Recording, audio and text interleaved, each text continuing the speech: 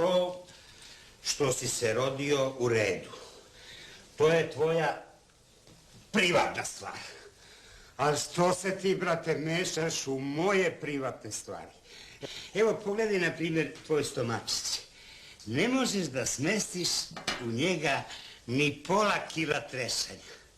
A ti potego, pa mi proguta 470 kilometara transbalkanske autostrade.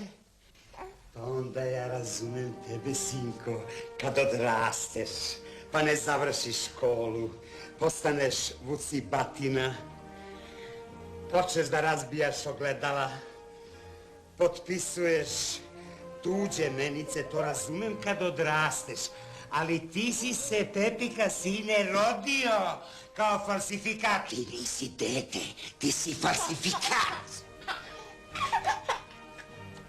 Laknulo mi, čisto mi je laknulo kad sam ti sve ovo rekao u oči.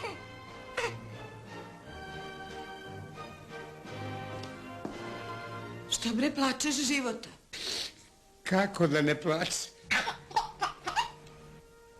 Unuče. A što ti plačeš? Pa drugčije sam zamišljala, unuče. Mislila sam da mi unuče guguče po kući. Da se zove Jovan, Milan, Čeda, Slobodan, a ne Pepika ko koza.